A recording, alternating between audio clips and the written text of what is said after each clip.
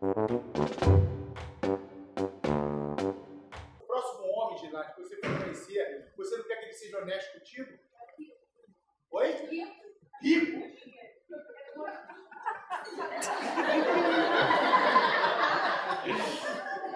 Gente, eu nunca vi uma mulher confessar isso dessa maneira. Será que a gente morreu? Será que a gente está no umbral? Será que a gente está fazendo a passagem? Será? Bom, e aí eu sempre, Gislaine, sempre eu pensei com minha mãe assim, pô, você até me fez esquecer o texto.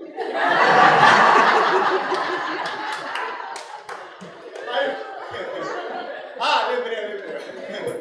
Aí eu sempre, pô, mamãe sempre dizia pra mim assim,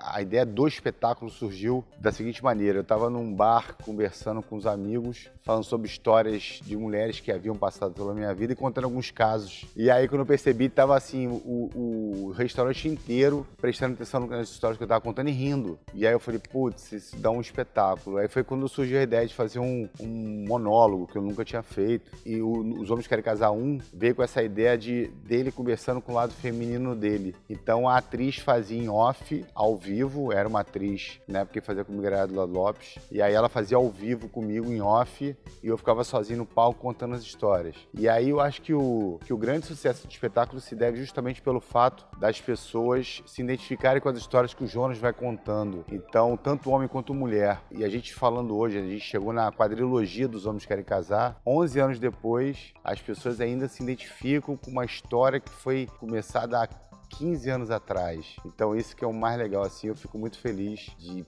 dentro do quadro cultural que a gente tem hoje, né, que é super difícil, assim, da gente manter um espetáculo sem patrocínio, em cartaz, e a gente, vem fazendo isso, graças a Deus, com muito êxito. Os Homens Querem Casar e as Mulheres Querem Sexo 2 entrou na minha vida com o convite do Carlos Simões, que é ator e autor do espetáculo. A gente fez Zorra Total durante muitos anos juntos, e aí um belo dia ele entrou em contato comigo, dizendo que precisava de uma atriz para fazer o espetáculo. E quando eu cheguei, o espetáculo já estava montado, primeiro por ser a continuação dos Homens Querem Casar, que tinha feito muito sucesso. Então, acho que ele já tinha mais ou menos um formato que tinha dado certo, que é esse formato de fazer um espetáculo onde a plateia participa. Tem essa quebra da quarta parede e a gente interage o tempo todo com o público. Então, acho que quando ele achou essa fórmula, que é uma fórmula muito legal, ele montou o 2 baseado nisso. E aí ele precisava de alguém que atendesse a essa demanda, né, que tivesse um shape parecido com o que ele queria, que pudesse fazer um sotaque e que soubesse interagir com o público e fazer comédia. A montagem,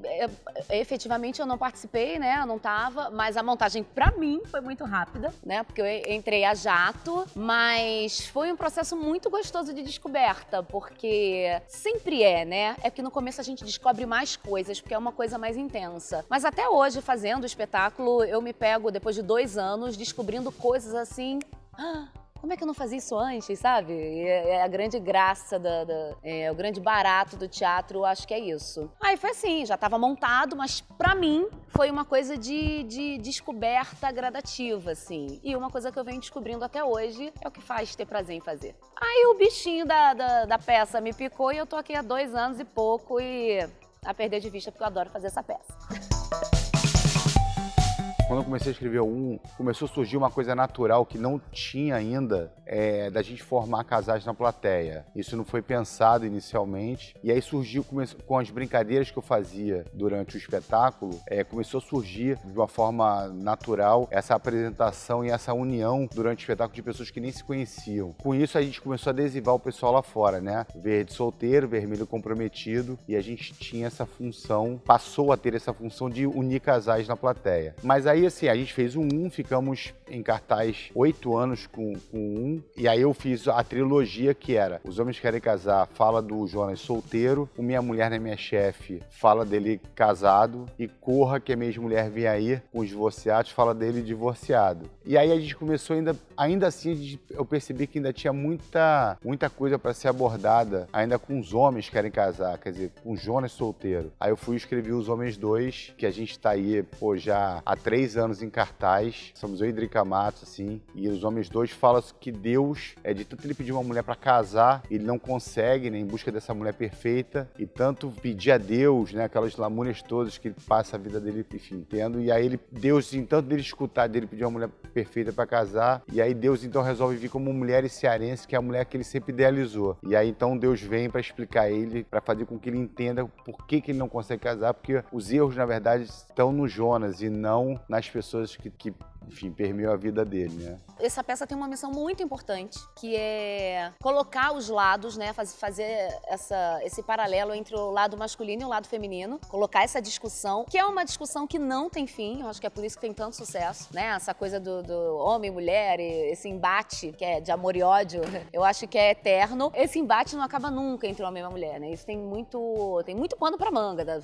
Dá pra fazer tem quadrilogia, mas dá pra fazer 10 espetáculos falando do mesmo tema, né? Como a gente vê que tem vários espetáculos aí. Mas aí tem essa missão importante de Deus tentar fazer com que o Jonas passe pelo universo feminino, sinta o que as mulheres sentem, menstrue, olhe com os olhos da mulher pra dar... Sabe? Isso é importante, porque muitas vezes a gente não se coloca no lugar do outro. E a gente faz isso com os outros, e a gente fazer isso como mulher, olhando pro lado masculino, e como homem, olhando pro lado feminino, é muito importante. Porque quando a gente vê um casal, eu tô falando de casal hétero, mas pode ser menino, menina, menina, porque Deus não vê essas coisas.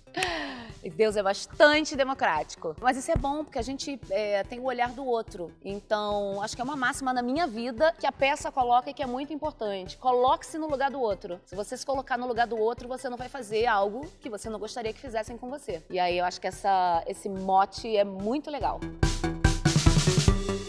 Passamos por mais de 150 cidades pelo Brasil, fomos para Nova York, Miami, Boston. E eu acho que a função da cultura é justamente essa, a gente poder ter a possibilidade da gente fazer um espetáculo que a gente possa ir até o público, né? Que eu acho que essa é a principal função do teatro. Você muda a cultura, você muda uma forma de pensar. Então a gente conseguiu chegar a lugares em que poucas produções conseguiram chegar. A gente foi literalmente do Oiapoque ao Chuí, entendeu? Fazer o espetáculo. E por isso que a gente passou aí de 2 milhões de espectadores. Eu fico muito feliz, assim, grato também pelas pessoas que passaram pela história dos homens, que de alguma forma a gente conseguiu mudar. Tem uma história muito legal que aconteceu. Há 7 anos atrás, eu estava fazendo espetáculo em Fortaleza. Eu tenho uma relação com o Ceará muito forte, que eu gosto muito. E há 7 anos atrás eu estava fazendo espetáculo em Fortaleza. Tinham 2 pessoas no espetáculo, na plateia, solteiras, né? Um homem e uma mulher. Na brincadeira eu acabei apresentando os dois. Os dois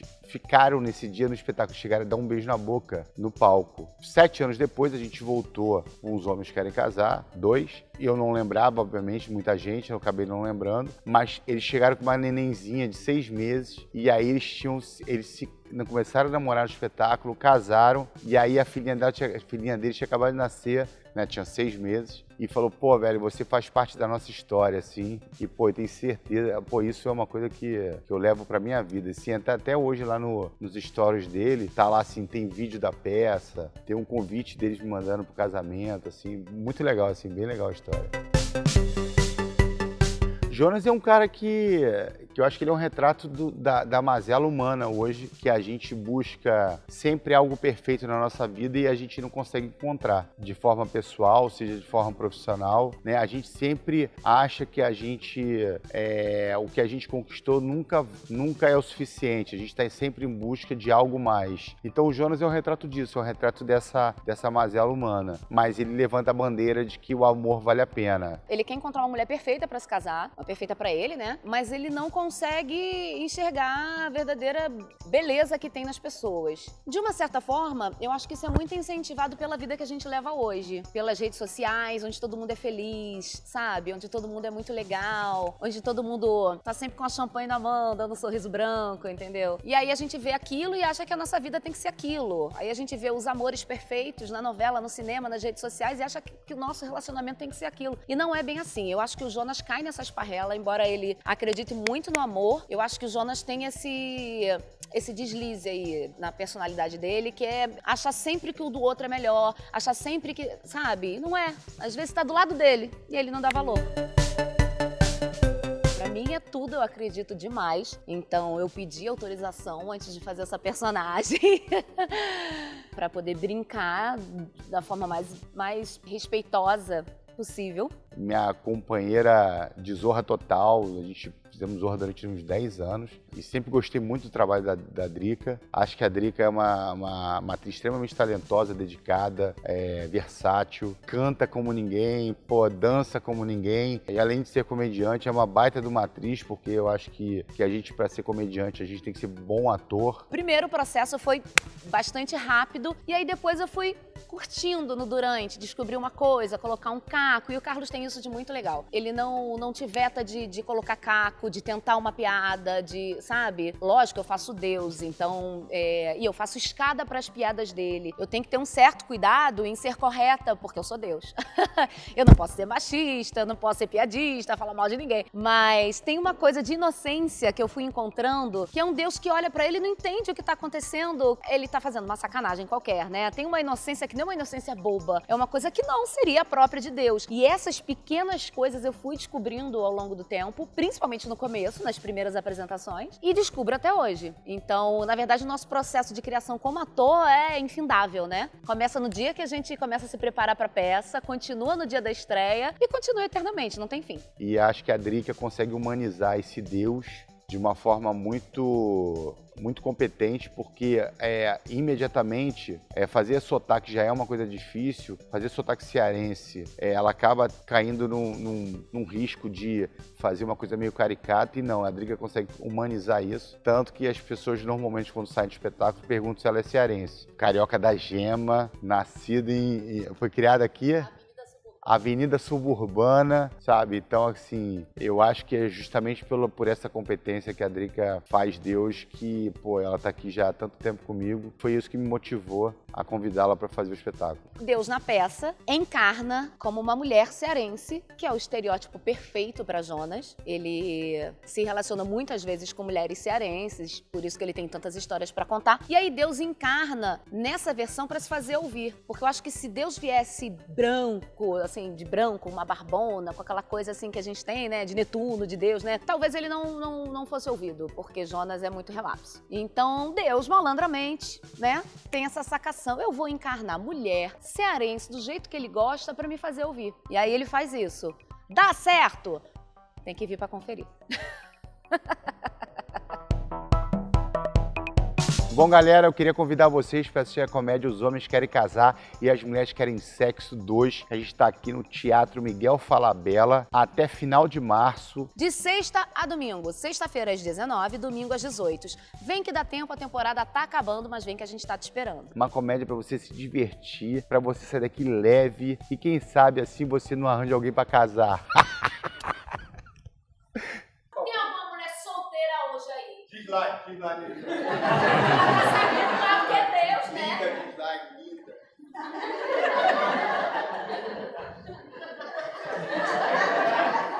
Diz lá, você sabe o que significa? O bico do peito arrepiado, sabe? Eu te amo em braille.